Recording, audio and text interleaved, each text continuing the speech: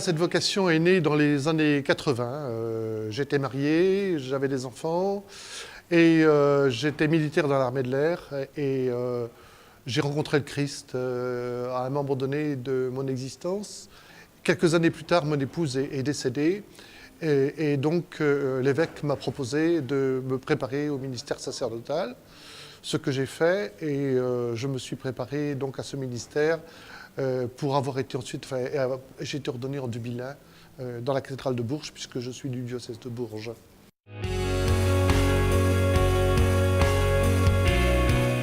Je vois Dieu présent dans le monde, dans toute personne que l'on rencontre, en particulier les personnes de bonne volonté qui sont près des pauvres, près des malheureux, près de ceux qui ont besoin d'une présence fraternelle.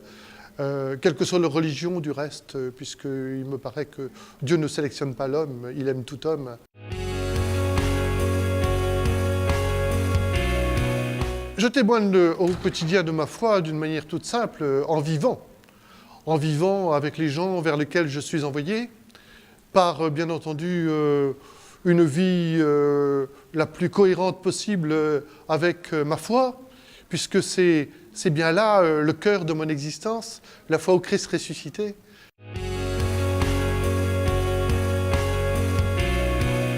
La foi m'engage à marcher sur les pas du Christ, à permettre aux gens de découvrir le Christ. Ma foi m'engage à révéler le Christ dans le monde. Ma foi m'engage à aimer ceux vers lesquels on m'envoie. Cette exemplarité de Dieu, de l'amour de Dieu pour l'homme, nous sommes invités à l'exercer nous-mêmes dans notre vie et humblement, chaque jour, selon les situations, eh bien, j'essaye de le vivre le mieux possible.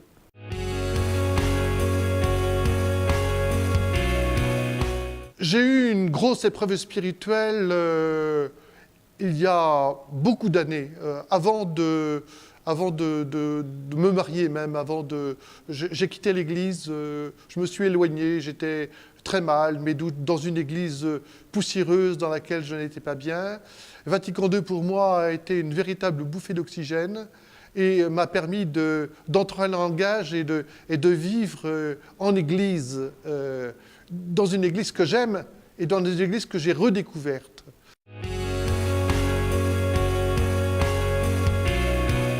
C'est la joie d'être aimé du Seigneur. C'est le fait de voir le Seigneur œuvrer dans son Église.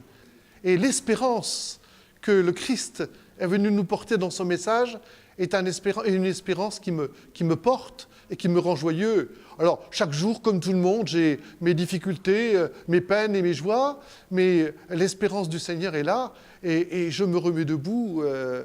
Et voilà, ma joie, c'est d'aimer et d'être aimé, ça sans doute.